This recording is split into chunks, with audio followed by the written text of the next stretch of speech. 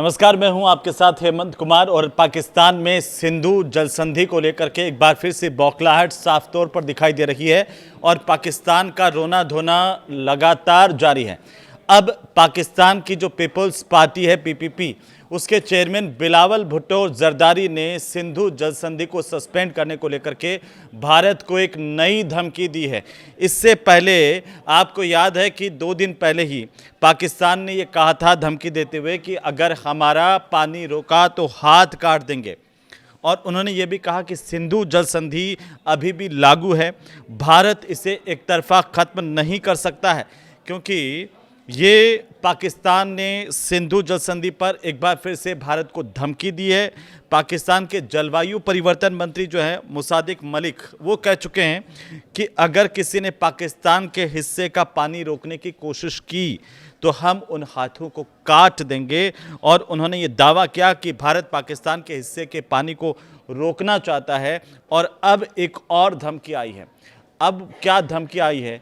अब आई है दरअसल पीपीपी के जो चेयरमैन है बिलावल भुट्टो जरदारी, उन्होंने सिंधु जल संधि को सस्पेंड करने को लेकर भारत को एक नई धमकी दे दी है। उन्होंने इस्लामाबाद में आयोजित एक कार्यक्रम के दौरान पाकिस्तान की परमाणु नीति का जिक्र किया, चेतावनी ये दी कि देश के जल अधिकारों को कमजोर करने की किसी भी कोशिश का राष्ट्रीय स्तर पर कड़ा जवाब दिया जा सकता है। कैसे दी? लेकिन पाकिस्तान की गीदड़ भभकियां कोई नई बात नहीं है। बार बार समय समय पर पाकिस्तान में जब भी बौखलाहट होती है, वो इसी तरह की भाषा पर उतारू हो जाता है, इसी तरह की धमकियों पर उतारू हो जाता है। इस बार नया राग क्या अलापा है वो हम देखते हैं इस वीडियो में, क्योंकि इस्लामाबाद में एक कार्यक्रम का आयोजन हो रहा था, अंतर्राष्ट्रीय सेमिनार का आयोजन हो रहा था और यहाँ पर बिलावल भुट्टो संबोधित कर रहे थे। बिलावल भुट्टो ने सिंधु जल संधि रोकने के भारत के फैसले को पाकिस्तान की परमाणु नीति से जोड़ दिया। आपको हम ये बता दें कि भारत ने पिछले साल 22 अप्रैल को पहलगाम में जब आतंकी हमला हुआ, उसके ठीक बाद सिंधु जल संधि को सस्पेंड करने का ऐलान कर दिया था। और इसके बाद से ही पाकिस्तान में हाहाकार मचा हुआ है, कोहराम मचा हुआ है और वो अंतर्राष्ट्रीय समर्थन हासिल करने के लिए इस्लामाबाद में एक कॉन्फ्रेंस करवा रहा है। बिलावल भुट्टो ने ये गीदड़ भभकी इस बार परमाणु बम को लेकर के दी है, परमाणु हमले को लेकर के दी है, क्योंकि पाकिस्तान ने सिंधु जल संधि को लेकर के ये अंतर्राष्ट्रीय सेमिनार यहां पर आयोजित किया था। और इसमें बिलावल भुट्टो ने ये तर्क दिया कि इस विवाद को सिर्फ पर्यावरणीय या राजनीतिक के मुद्दे के रूप में नहीं, बल्कि राष्ट्रीय सुरक्षा और अस्तित्व से जुड़े मामले के रूप में देखा जाना चाहिए। पीपीपी के अध्यक्ष ने यह कहा कि पाकिस्तान का परमाणु सिद्धांत कुछ चरम स्थितियों के लिए है, जिसमें उसकी अर्थव्यवस्था और जलमार्गों के खतरे शामिल हैं, जिन्हें राष्ट्रीय अस्तित्व के मामलों के रूप में देखा जाता है। उन्होंने कहा कि पाकिस्तान की परमाणु नीति के मुख्य पहलुओं में से एक यह है कि देश की अर्थव्यवस्था का गला घोंटने या उसके जलमार्गों को बाधित करने की कोशिशें उन दुर्लभ स्थितियों में आती है जिनके बारे में पाकिस्तान ने कहा कि इनसे परमाणु जवाबी कार्रवाई हो सकती है। बिलावल भुट्टो ने आगे क्या कहा इस गीदड़ भभकी में, इस गीदड़ धमकी में, कि अगर पाकिस्तान की पानी तक पहुंच को सीमित करना परमाणु तबाही जैसी स्थिति पैदा करता है तो इस्लामाबाद को इसे अस्तित्व के लिए खतरा मानना चाहिए और इसके लिए व्यापक प्रतिक्रिया की जरूरत है। अब आप इस बयान से समझ सकते हैं कि पाकिस्तान में कितनी बौखलाहट है। जैसे ही भारत की तरफ से यह ऐलान किया गया था, उसके बाद से ही लगातार कुछ कर नहीं पा रहा पाकिस्तान, लेकिन वो सिर्फ बातें बड़ी बड़ी कर रहा है, वो धमकियां दे रहा है एक के बाद एक।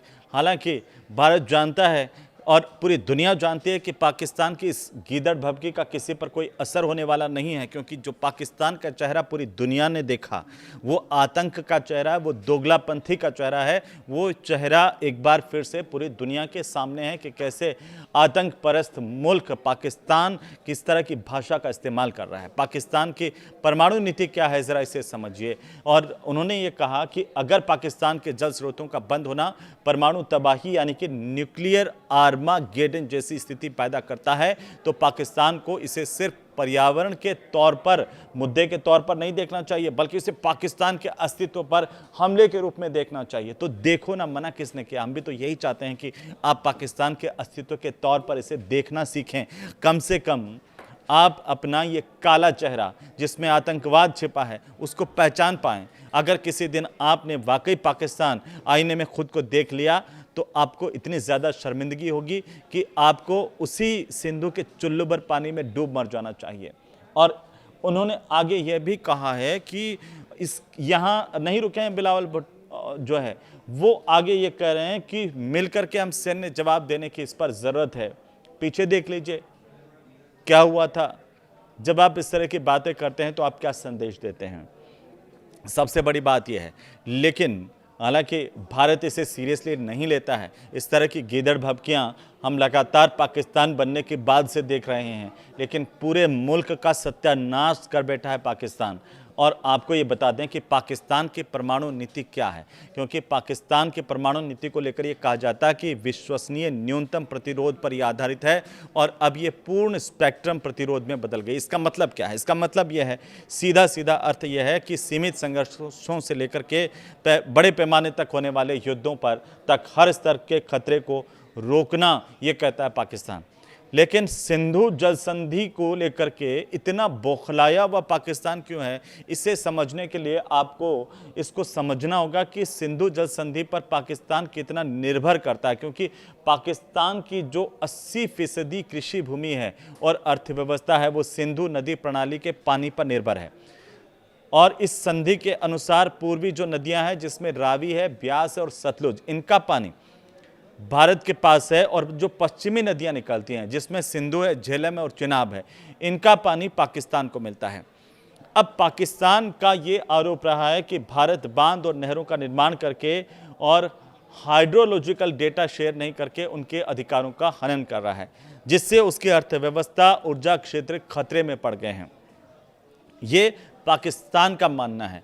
अब आप ज़रा इसको भी समझिए कि पाकिस्तान की परमाणु क्षमता क्या है इस वक्त, जो इतना पाकिस्तान जो है बढ़ चढ़ करके बोल रहा है, बार बार परमाणु हमले की धमकी दे रहा है। होने वाला इससे कुछ नहीं है। लेकिन आप ज़रा इसे समझिए, क्योंकि ये कहा जाता है, एक इंस्टीट्यूट है Stockholm International Peace Research Institute, यानी कि SIPRI के मुताबिक परमाणु हथियारों की संख्या के मामले में पाकिस्तान अब 190 परमाणु हथियार भारत के पास है, उनसे पीछे हो चुका है। पाकिस्तान के पास कहते हैं कि लगभग 170 परमाणु हथियार है।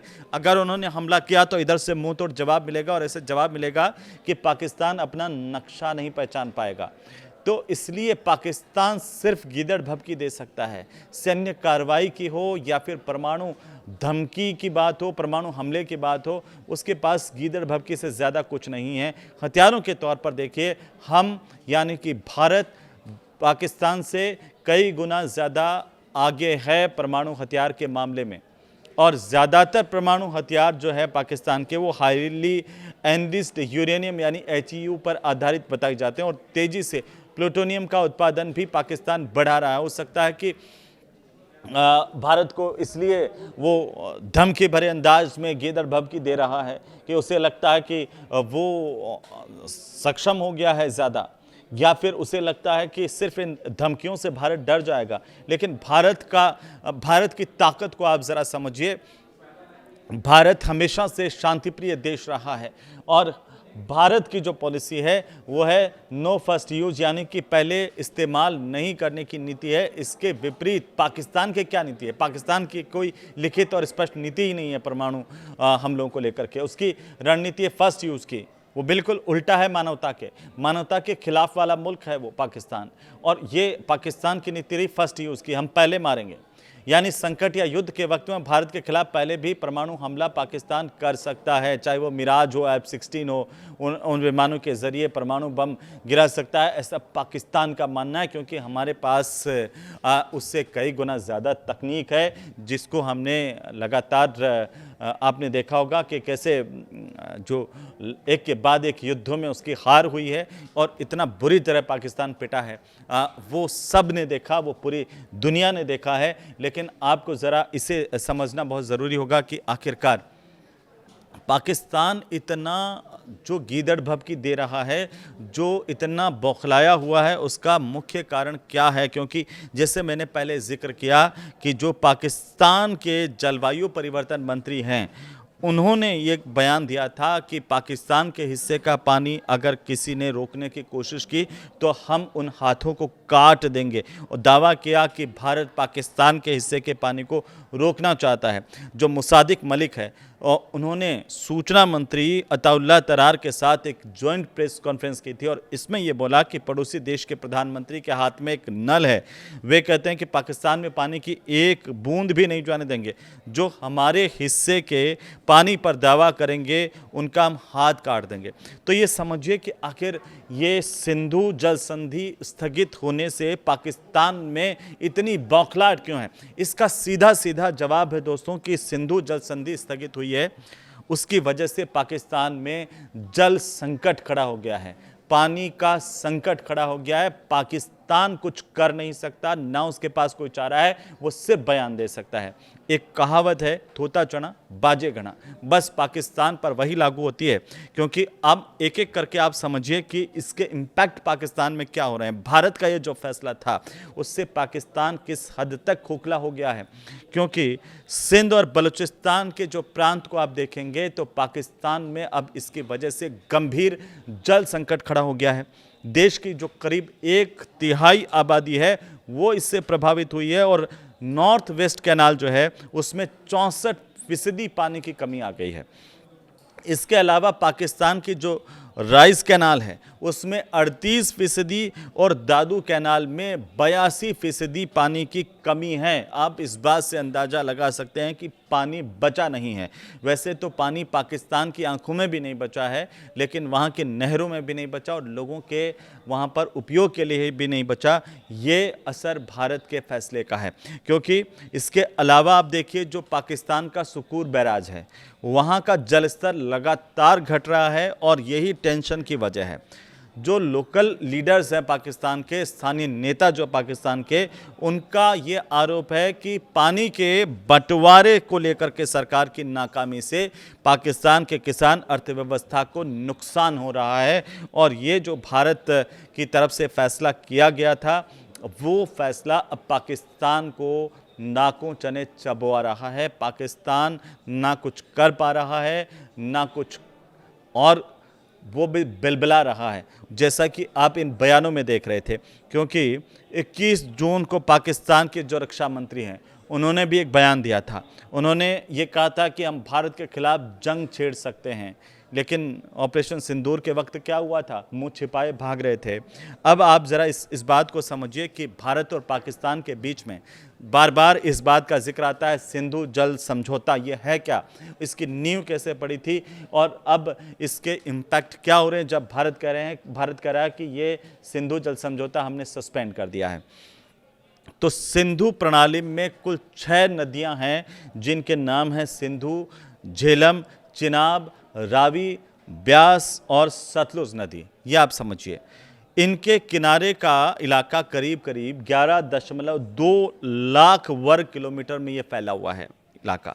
इसमें 47% जो ज़मीन है वो पाकिस्तान में आती है, और 39% के करीब ज़मीन भारत में, 8% की ज़मीन जो है वो चीन, और 6% अफगानिस्तान में भी इस पूरे किनारे की आती है। और इन सब देशों के करीब 30 करोड़ लोग इस इलाके में रहते हैं।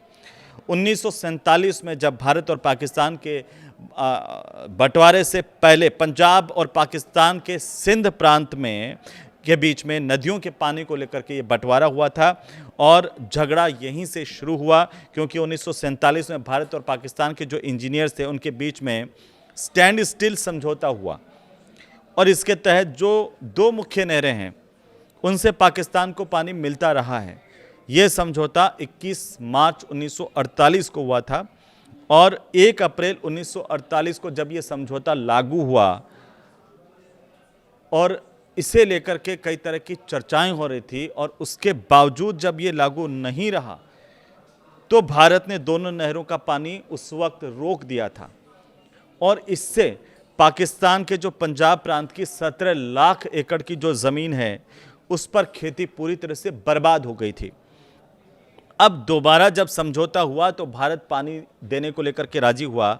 इसके बाद अगर हम देखें तो 1951 से लेकर के 1960 तक वर्ल्ड बैंक की मध्यस्थता में भारत और पाकिस्तान के पानी के बंटवारे को लेकर के बातचीत चली, लंबी चली और आखिरकार 19 सितंबर 1960 को कराची में भारत के प्रधानमंत्री तत्कालीन जो पीएम थे पंडित जवाहरलाल नेहरू और पाकिस्तान के राष्ट्रपति अयूब खान के बीच में एक समझौता हुआ, दस्तखत हुए और इसे इंडस वाटर ट्रीटी यानी कि सिंधु जल संधि कहा जाता है, क्योंकि पाकिस्तान के पक्ष में अब ये कहा जाता है कि ये जो सिंधु जल समझौता था वो उस वक्त पाकिस्तान के पक्ष में हुआ, क्योंकि इंडस वाटर सिस्टम में जैसे मैंने बताया कुल 6 नदियां हैं, सिंधु, झेलम, चिनाब, रावी, व्यास और सतलुज नदियां। और 1960 का ये जो समझौता है जिसमें भारत की तरफ से भारत के तत्कालीन प्रधानमंत्री जवाहरलाल नेहरू थे और पाकिस्तान की तरफ से अयूब खान थे जो पाकिस्तान के तत्कालीन राष्ट्रपति थे, इन दोनों के बीच में ये समझौता हुआ जिसमें पानी का बंटवारा आप देखिए उस वक्त कैसे हुआ था। पाकिस्तान को 80% पानी देने पर भारत राजी हुआ और भारत के हिस्से में कितना % पानी आया, 20% पानी।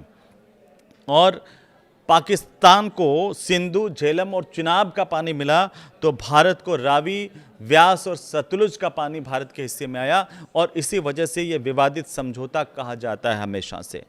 अब सिंधु जल समझौता जो स्थगित किया नरेंद्र मोदी सरकार ने, उसका इम्पैक्ट क्या हुआ, जिससे मैंने आपको बताया था कि 90% से ज़्यादा ज़मीन जो है 4.7 करोड़ एकड़ इलाके में सिंचाई के लिए जो पानी है वो सिंधु नदी प्रणाली से ही मिलता है पाकिस्तान को। और पाकिस्तान की नेशनल इनकम में एग्रीकल्चर सेक्टर को अगर हम देखें तो इसकी हिस्सेदारी है करीब 23% की। इससे 68% जो ग्रामीण इलाके हैं पाकिस्तान के, वहाँ की जीविका इसी से चलती है और ऐसे में पाकिस्तान में जितने भी आम लोगों के साथ साथ वहाँ की जो अर्थव्यवस्था है वो बेहाल होती नजर आ रही है। तो पाकिस्तान की जो नेशनल इनकम में एग्रीकल्चर सेक्टर की हम बात कर रहे थे उसकी हिस्सेदारी 23% की है और इससे 68% जो ग्रामीण इलाके हैं, ग्रामीण पाकिस्तानियों की जीविका इसी से चलती है। और ऐसे में पाकिस्तान में आम लोगों के साथ साथ वहाँ की जो बदहाल अर्थव्यवस्था है वो और ज़्यादा ख़राब होती हुई नज़र आ रही है और ज़्यादा बदहाल और गिरती हुई दिख रही है। पाकिस्तान के मंगल और तारबेला हाइड्रो पावर जो डैम हैं उनको पानी नहीं मिल पा रहा है, वो सूखते जा रहे हैं और ये चिंता की बात पाकिस्तान को खाए जा रही है। यही टेंशन सबसे बड़ी पाकिस्तान के सामने है। और इससे क्या हो रहा है दोस्तों, इससे पाकिस्तान का जो बिजली उत्पादन है वो सीधा 30% से 50% तक गिर चुका है। इसके अलावा वहाँ का औद्योगिक उत्पादन इससे प्रभावित हुआ है, इससे रोज़गार पर असर पड़ा है और पाकिस्तान इसी वजह से बौखला रहा है, इसी वजह से टेंशन में आ गया है और बार बार धमकी दे रहा है। लेकिन भारत पर इस तरह की गीदड़ भभकियों का कोई असर पड़ने वाला नहीं है, क्योंकि नरेंद्र मोदी की सरकार ने पाकिस्तान को उसी दिन कह दिया था कि अगर तुम नहीं सुधरे तो हम वो करेंगे जिसकी तुम कल्पना भी नहीं कर पाओगे। आपको ये वीडियो कैसा लगा हमें ज़रूर बताइए और हर घर तक ये वीडियो पहुँचे जिससे पता चले कि पाकिस्तान की स्थिति कैसी है। खिसियानी बिल्ली खंबा नोचे और थोता चना बाजे घना, बस सिर्फ बकवास करते रहना। इसके अलावा आतंकवाद के सहारे पनपने वाली अर्थव्यवस्था वाला जो देश है वो अब परमाणु बम की धमकी दे रहा है। इसे आप कैसे देख रहे हैं ये कमेंट करके ज़रूर बताइए। नमस्कार।